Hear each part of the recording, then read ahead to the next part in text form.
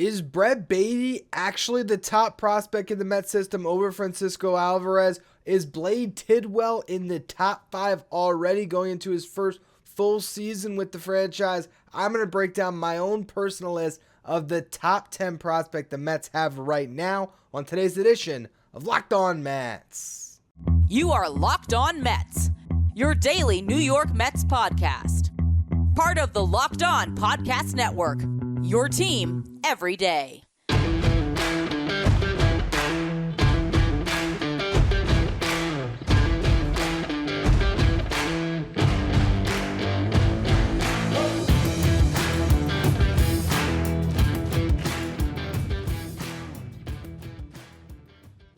Breaking down the Mets' top 10 prospects, I have Jordan Grossman with me. He does our social media at Locked On Mets.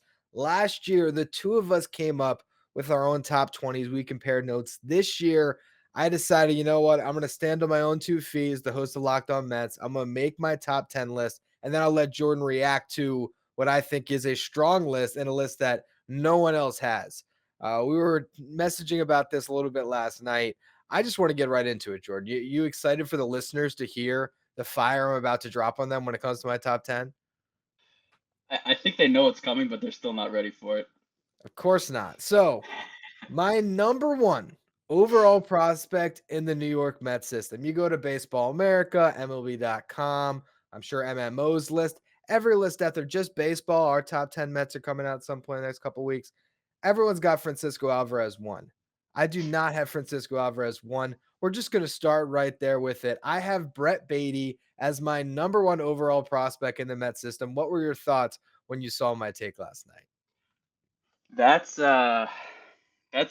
pretty bold. I'll say. Beatty has all the hype right now just because I think there's a bigger need at third base, and he's had a really strong spring as compared to Alvarez, who was brought around pretty slowly because of offseason ankle surgery.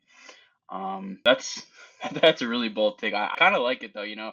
I would still have Alvarez as my number 1, but him and Beatty are a lot closer than most people would think. Like, in terms of overall prospects in MLB, Alvarez is probably somewhere in like the 6 to 10 range, and then Beatty's somewhere in like that 11 to 20 range. So they're pretty close.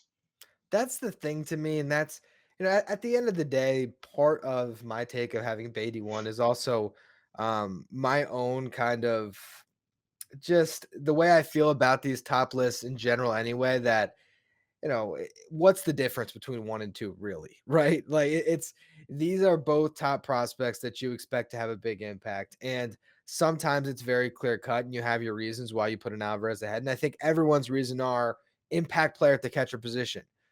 But I'm actually just thinking the reason why I put Beatty 1, the reason why I think he's a better prospect for the Mets, it's because there's a lot less questions in my mind about Brett Baty right now.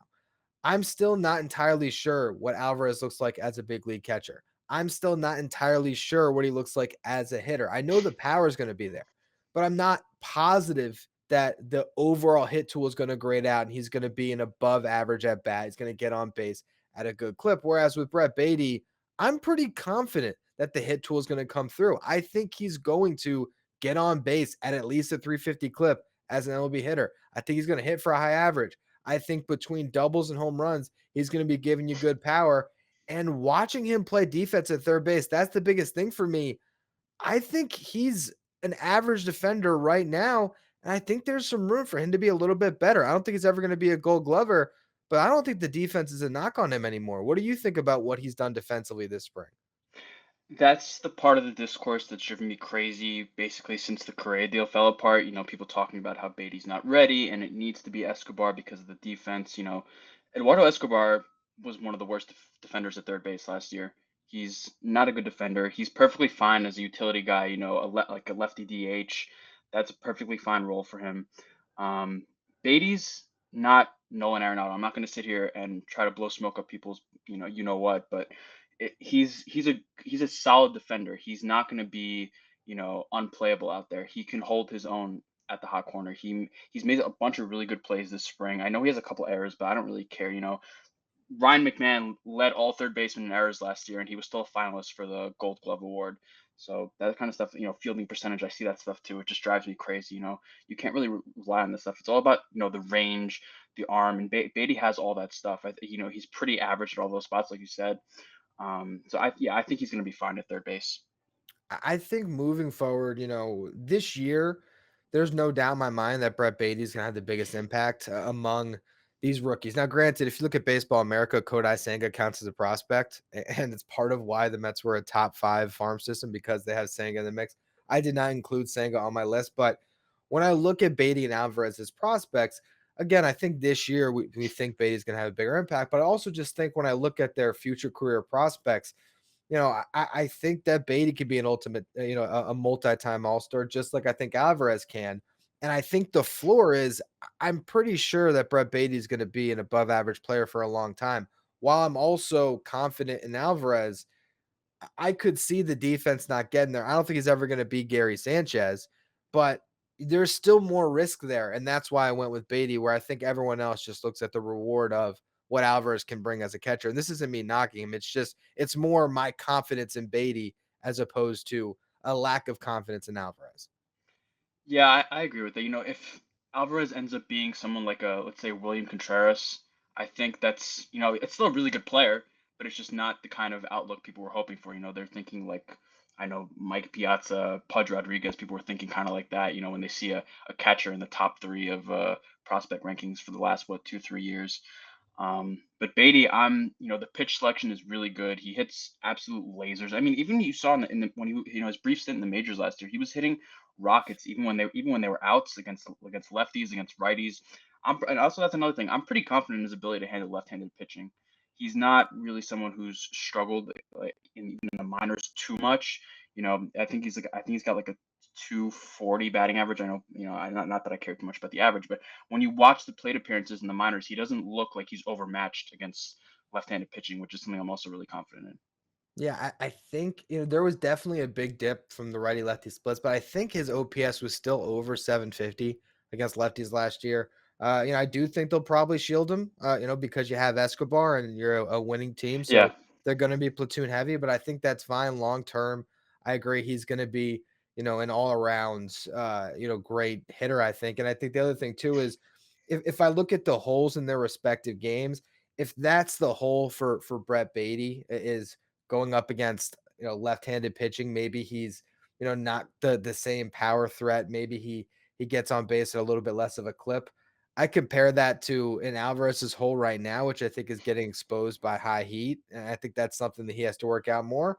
But with that said, Alvarez does have the 40 home run potential, so I don't want to continue to knock him to just put Baty up higher. I just think Baty's an awesome prospect, and I think he gets overshadowed a bit. And like you mentioned, when it came to the at bats last year, from what I watched between Baty, Alvarez, and Vientos, the guy who looked the most comfortable and ready to handle the big leagues was Brett Baty, despite what the slash line might tell you. People think they have the entire book on Beatty because they watched 11 games last year, and they see like they said they see the numbers, they see the slash line. It's not everything. It's 11 games. I mean, he got hurt in like the second to last game he played. He broke his thumb.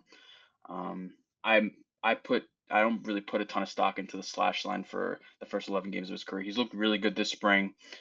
He looks confident at the plate. Pitch selection is really good. Defense, like I said, looks average at least. I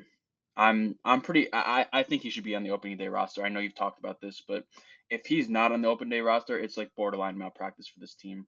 It's very clear he's a better player than Eduardo Escobar right now. And he's earned it. And Escobar hasn't really done much to stand out in spring. Not that we'll knock him too much for it, but the reality is, I think defensively, Beatty's better, and he's giving you way more upside with the bat. So we have a lot more prospects to discuss. This is a whole top 10 we're going to get into. I'm going to read the list now to intrigue the listeners. Then we'll get into a quick ad break. So 1, Baty, 2, Alvarez. We've discussed them on the show ad nauseum this offseason. We'll move the conversation beyond that. 3, Alex Ramirez. 4, Kevin Parada. Should I have been higher on Ramirez than Parada? We're going to get to that. Blade Tidwell ranks in my top 5. I've seen him as low as 8 or 9, depending on where you look. So a little bit higher in hit than other places. Jet Williams, 6. Ronnie Mauricio, 7. Mark Vientos, 8. Closing out with a couple pitchers, Dominic Hamill and Calvin Ziegler. We'll get to all of them in just a minute. First, though, a word from our sponsors. Today's episode is brought to you by Ultimate Baseball GM, and I am so pumped to tell you all about them because it has allowed me to live my own dream of being an MLB GM. If you've ever felt the same way and you want to manage every aspect of a professional baseball franchise, that dream can now come true with this game, which is definitely from you, where you get to manage every strategic aspect of your team, play through the season, lead your team to glory. You're responsible for hiring the right coaches and staff, managing your team finances, scouting and drafting players, managing difficult personalities, navigating your franchise through free agency and all the ups and downs of a season, all in a challenging and realistic game world. Ultimate Baseball GM is completely free and playable offline, so you can play on the go as you want to, when you want to. Once downloaded, you don't need Wi-Fi. It's just there for you in app play. Locked On Mets listeners will get a 100% free boost to their franchise when using the promo code Locked On in the game store. Make sure you check it out. To download the game, just visit probaseball.com. Scan the code on the screen if you're watching on YouTube, or look it up on the app stores. That's probaseballgm.com. Check out Ultimate Baseball GM. Start your dynasty today. Today's episode is also brought to you by Gametime. Have you ever been in a situation where you want to go to a game, but finding the tickets is so difficult that you ultimately decide to just stay home? Gametime is the answer for you. It's fast and easy. You can buy all the tickets you want for sports, music, comedy, and theater with killer deals on the last minute tickets, in particular with their best price guarantee, where they're going to give you 110% back. They'll credit that to you if you find tickets in the same section or row for less. It's the fastest growing ticketing app in the country for a reason. You can get images of your seat before you buy, so you know exactly what to expect and buy tickets in a matter of seconds. 2 taps, you're all set. This is where I got my tickets to opening day. You should do the same. Download the Gametime app, create an account, use the code LOCKEDONMLB for $20 off your first purchase. Terms apply. Again, create an account, redeem the code LOCKEDONMLB for $20 off. Download Gametime today. Last minute tickets, lowest price guaranteed. It's all there for you on the Gametime app. All right, so let's get into Alex Ramirez, Kevin Parada. I know you would put Parada ahead of Ramirez. I know a lot of places had Parada ahead of Ramirez. What is it that, makes Parada a guy that just gets drafted and is immediately a top 3 prospect in this farm system?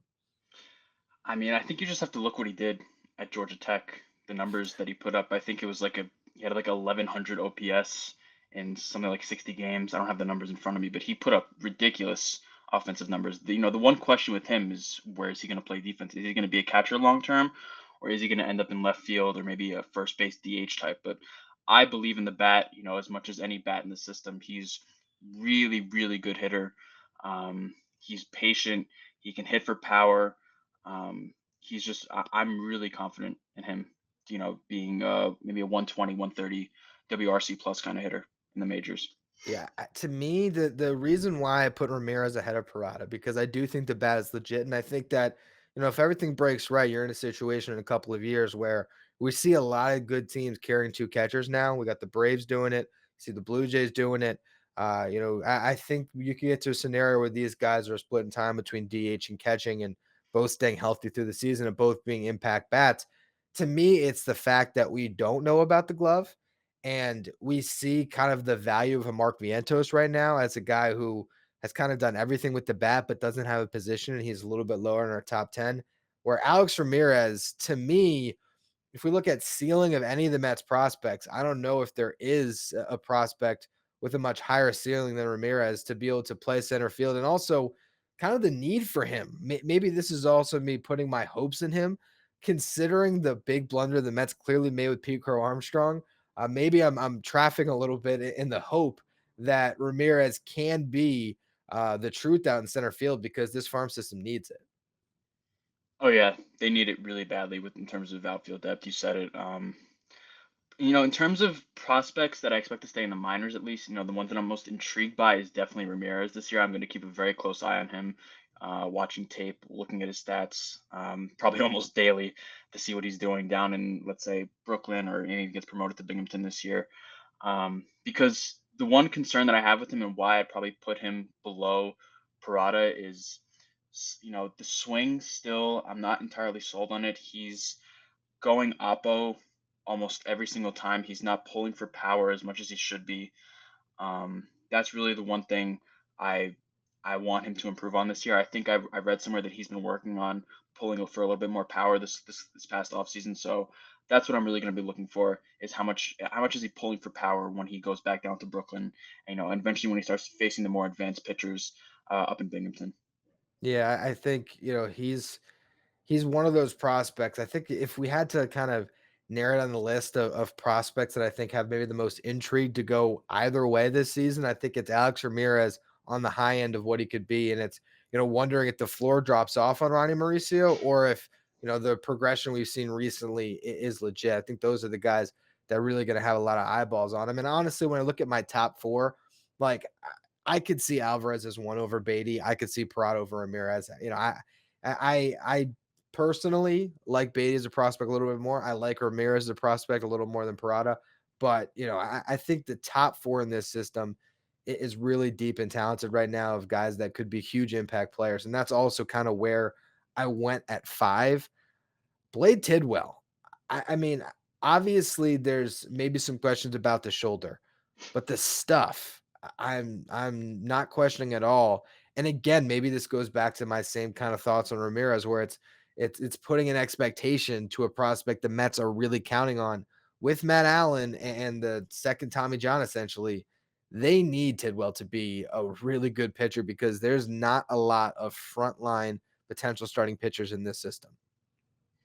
Yeah, so I had Tidwell seventh on my list, and the only reason I don't have him higher is just because I want to see how he fares with the starter's workload over a full season. Because, if people remember, he had the shoulder impingement problem in his last year at Tennessee, and shoulders just scare the crap out of me when it comes to pitchers. I think he said he's fully healthy now, and the Mets plan on going with him as a starter at the start of this minor league season. So I'm just very curious how he does, and if he's able to handle that full workload. Whether it's in St. Lucie or in Brooklyn, however far he gets this coming year, I'm definitely intrigued by him. I said he's the most Ramirez is the most intriguing hitting prospect, and Tidwell is by far the most intriguing pitching prospect in this system. And guys they just added. I mean, that's the beautiful thing about it. You look at 4 through 6 on my list, all guys they just drafted. It has a chance to be one of the better Mets drafts that can really help kind of transform this farm system. And I think it's part of why we saw the recognition we did from them by Baseball America, jumping from 16 to 5. It was Kodai Senga being, this rookie of the year candidate that falls out of the sky for you as a free agent, but it's also adding three high impact potential prospects in Parada, Tidwell, and Williams that I put squarely in the middle of my list. And that's where we'll take the conversation next, looking at Jet Williams. But I think overall, this is a season for Tidwell where he showed out on the big stage. I mean, not the big stage, geez, low A playoffs, not the big stage. That's a bad Hey, take, but hey, listen. There's like what 3,000 fans in those stands just when it's sold out. It's no, pretty big atmosphere. no, there might be 37. I covered the whatever they call it, the Florida State League. That was when it was still high A, not low A, and they were barely drawing past opening day. So I can't imagine. I mean, bingo night gets a little wild. Bingo night and dollar beer night. Can't sleep on those. And they coincide. So you got like some rowdy college kids, and you have the old people.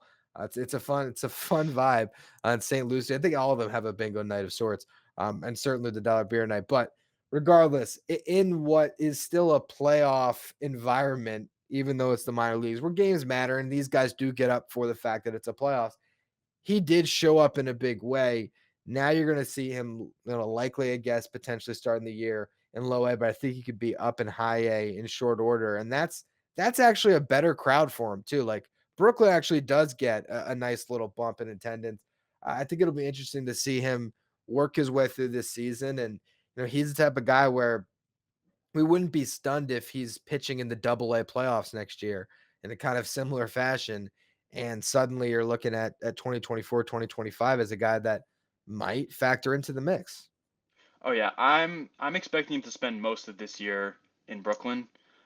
He probably gets a couple starts, at the beginning of the year in St. Lucie, just to warm up for the season. But he's probably going to get, I'd say around 70 to 80% of his work this year in Brooklyn.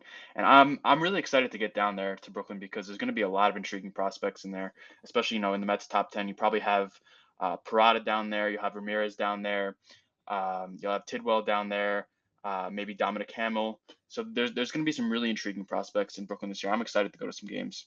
It's gonna be fun, man. It's a good place to watch a baseball game, and especially to get to see kind of the best talent in the Mets farm system, or some of the best talent. And we're gonna be getting into a lot of the rest of the list next. But first, another word from our sponsors.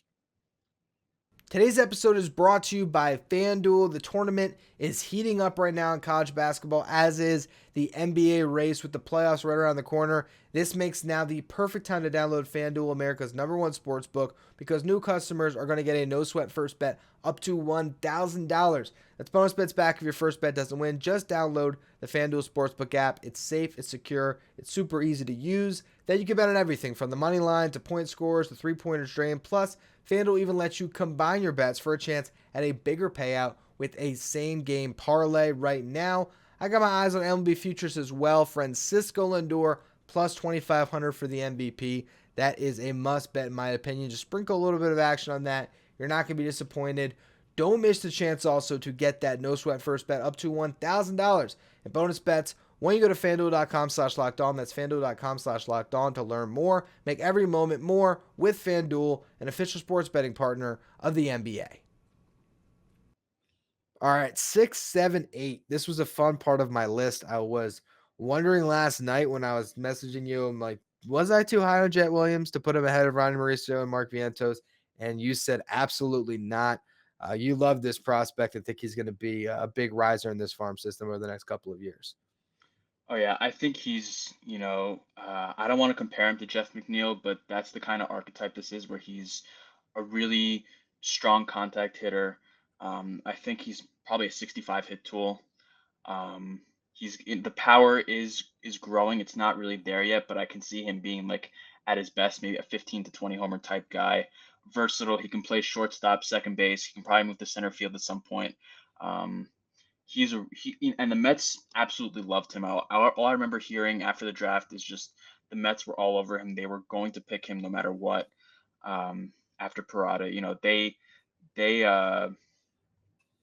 they're really confident in this guy. If the Mets are confident in him, I'm confident in him, because if you look at their draft history, they're pretty darn good at this.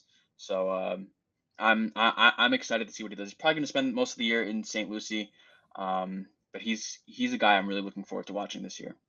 Nothing like a speedster named Jet. I mean, it's a match made in If heaven if with he's him. not stealing 30 bases a year, I mean, what are we even doing? Uh, 40, 50. Come on, with the bigger bases. I want this guy running at all times.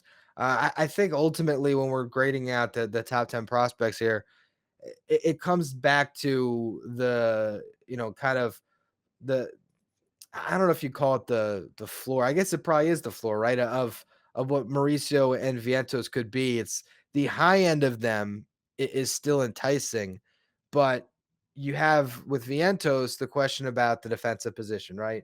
We pretty much feel at this point he's a first baseman. I mean, he's a first baseman DH type, which if he's hitting 40 home runs, that's great. But when the Mets still have Pete Alonso, doesn't necessarily fit. With another team, it could work out, but that's a limited kind of prospect profile when you don't have that position. For Mauricio, as much as we want to talk about how amazing he looked in spring, and he hit some bombs with incredible exit velocities, and I was there for one of them. That thing went over that berm in right field. It was unbelievable. I think it's still going right now. Yeah, it's still It's still in the going. air. Yes, yes. And it sounded like Pete Alonso off the bat. And then we saw a stat that the only person that's hit a home run like that with the exit velocity and the distance is Pete Alonso. So the power's awesome.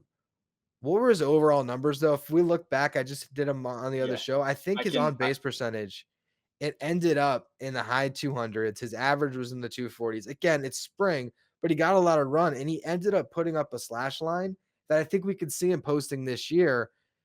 The question still remains, is he going to get on base enough? Is he going to strike out too much? And as great as he was in the Winter League and as awesome as his home runs are, those are questions he still has to answer this year. Oh yeah, I got the numbers right here. He had 33 at bats so far this spring, hitting 242 with a 286 on base. and a 636 slugging. So you see the power is absolutely there. You're right. He's a guy who can be a 30, 35 home run kind of hitter at shortstop, which is not really, something you see every day. But the problem is the pitch selection. He's not good at at at drawing walks. He's just swinging at everything right now. He doesn't strike out a ton, which is, he's really good at making contact. But that's the one I saw people, they want him to be on the opening day roster because they see a couple of home runs. Let's slow down a little bit. He hasn't played a single game professionally, besides Lee Dome, um, besides shortstop, which is where Francisco Lindor plays. He needs to go to Syracuse. He needs to get reps at third base. He needs to get reps in the outfield. He needs to learn how to play different positions. He needs to learn better pitch selection against these top pitchers in Syracuse, before we even think about a possibility of him coming up to the major leagues. This is a guy who's running a career, I think, 300 OBP in the minors, which just isn't good. It's a 4 to 5% walk rate, which would have ranked bottom 10 in the majors last year. The power is terrific, and obviously the Mets need it, but they need him to be better with his pitch selection, and they need to find a place for him that's not shortstop. Yeah, I said this before when I spent so much time on Mauricio and Vientos this offseason. I don't want to get bogged down in the guys that we're always talking about. But what I will say is last year I think I had Vientos ahead of Mauricio, and I have kind of changed that. The reason being, I think both of them are very reliant on that power tool. And I'm suddenly looking at Mauricio and saying, he might have the best power in this entire system, even better than Alvarez. I mean, his raw power is insane. There's so many questions that he has to answer. And I am very curious. You kind of mentioned it there. How do they manage his season? And it's going to tell us a lot about how they are viewing Mauricio's prospects with the team. If he's exclusively shortstop this year, it means one of two things. Either one, they're trying to continue his value as a shortstop prospect that can be dealt, which is the more likely scenario. And two, they're looking at him as if the disaster happens with Lindor, he's the guy that would have to fill in. I think in either scenario, you're going to get to a point where we're not going to see Ryan Mauricio this year. Unless it's late in the season or, like I said, the disaster scenario.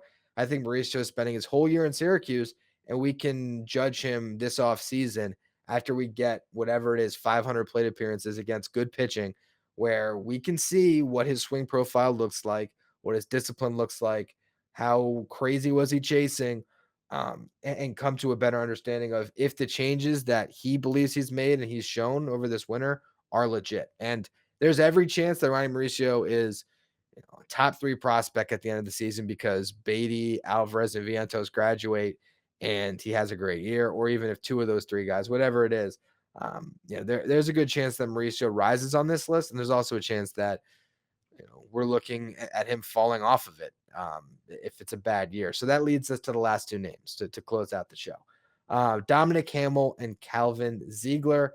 Any issue with Hamill being ahead of Ziegler? No, I actually, I have Hamill number 9 like you, but I actually have a guy that we just watched pitch today, Mike Vasil, as my number 10 over Okay. Ziegler. I have Ziegler 11, so I have no problem with Hamill at number 9. I'm with you right there. Because Ziegler is a guy that we just continue to hear about the Mets loving because of him being a spin rate darling and the strikeout numbers are insane. But he's also one of these guys that strikes out the world and walks the world. So it's wondering, is he going to translate stuff into being a good pitcher? Is he going to be a starter or is he going to become a reliever? I think there's more questions where Hamill, I mean, wasn't he the Mets? I think he was the pitching prospect of the year for the Mets last year, if I'm not mistaken. He might have been, Yeah, right? yeah, It was was. him. And he put up great numbers. Where did he finish? He finished in high A. It was low A, high A Yeah, last year. yeah, yeah. He finished his last 11 starts were in high A. So imagine we see it again. Hamill's a guy that I would not entirely rule out seeing this year. I don't think it's likely, but every chance that he ends up in double A in short order. And if he continues to put up good numbers, and let's just say Budo falls off and you're getting nothing from Elizar Hernandez and Lucchesi doesn't look good and like your starter depth just starts evaporating, you never know with Dominic Hamill. How old is he? 23, 24? He is, let's see right here. He's 24. Yeah, so a little bit of an older prospect. I like Hamill a lot. I think he's another one of these guys that the Mets kind of need to hit on. Like if you look at the top 10 here, fair to say that like the three guys that if we could just say if they hit, it's going to change things greatly for the Mets. I feel like it's Alex Ramirez, it's Tidwell, and it's Hamill. As guys that like if they popped, it's just going to change the entire outlook of this farm. Oh yeah. So I'm a big believer with Hamill's fastball slider combination. They're both above average pitches. They work for him really well. The thing is where is what's going to be the third pitch? Yeah. Is it going to be the changeup? Is it going to be the curveball? Is he going to develop a splitter? Is he going to develop some other kind of breaking ball? That's the big problem for him is that he has those first two pitches, the fastball slider, but his changeup and his curveball, I'm not really too sold on. He needs either to develop a new pitch or he needs to continue working on those and see how he does. I think he probably starts first couple, maybe the first month or two in high A and then moves to Binghamton. Like you said, if he really has a good year, and Vasil's probably in this conversation too. If one of them has a good year and could just break out, maybe you see them in late August, early September, getting some spot starts or maybe getting some work out of the bullpen if the Mets need some arms. They're both guys who could have a big rise in the system this year if they perform well. Yeah, no, they are, part of the depth that you need is to just, really have that pitching in the upper levels of the farm system. The Mets haven't had it, and those are a couple of guys that are right on the fringes. Honestly, I think you were probably right to have Vassell 10 when you kind of think about having a chance to not only contribute maybe this year, but even just in the near future where Ziegler is a big, big unknown still. So talk a little bit about Vassell. We'll close there. A guy that you think probably should be a top 10 prospect in this system now, who has risen a lot over the last year. Yeah. So I this was the biggest debate for me, honestly, whether to put Ziegler or Vasil in my top 10. I have them both really close, but after seeing, Ziegler recently had surgery to remove bone spurs in his elbow. He's probably going to be shelved for the first few months of the season. And that just like gave me the edge probably to put Vasil in there just because he's going to be available from the start of the season and he's going to be able to rise through the system. But when you're talking about ceiling, Ziegler definitely has the higher ceiling. The Mets are big believers, in him and his stuff. He's got, I mean, the fastball is really, really impressive. The curveball is a great breaking pitch for him. He's got a nice splitter too. So I'm hopeful that he can bounce back from this bone spur surgery, be back in the system maybe mid to late June, hopefully. And I think he's going to start the year in St. Lucie. So I'm really excited about him because he did put up some good stats in St. Lucie last year. Even he's striking out a lot of people. And for a kid who's I think 19 years old, it was really impressive. So I'm excited for him.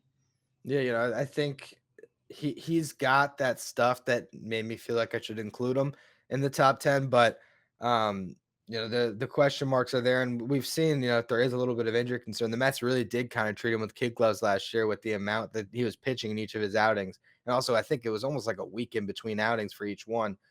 So that does give you a little bit of pause, especially when we have kind of seen the story unfold for Matt Allen over the last few years here, where we haven't seen him on the mound in a while. So that's why he's not on our top 10. To read the list one more time before we close the show, number one hot take, Brett Baty over Alvarez. Alvarez 2, Alex Ramirez 3, Kevin Parada 4, Blade Tidwell 5, Jet Williams 6, Ronnie Mauricio 7, Mark Vientos 8, Dominic Hamill, Calvin Ziegler. Make sure you check us out on Fridays throughout the season. We'll be doing more Farm Report stuff with Jordan. Check out what he does for us on Twitter at Locked On Mets. You can find me at Finkelstein Ryan. Thank you for making Locked On Mets your first listen every day. Now, for your second listen, check out Locked On Fantasy Baseball. They'll get you ready for your leagues this year, and they'll keep you ready throughout the season so you know who to pick up on waivers and all that good stuff. You check out Locked On Fantasy Baseball wherever you get your podcast. Part of the Locked On Podcast Network, your team every day.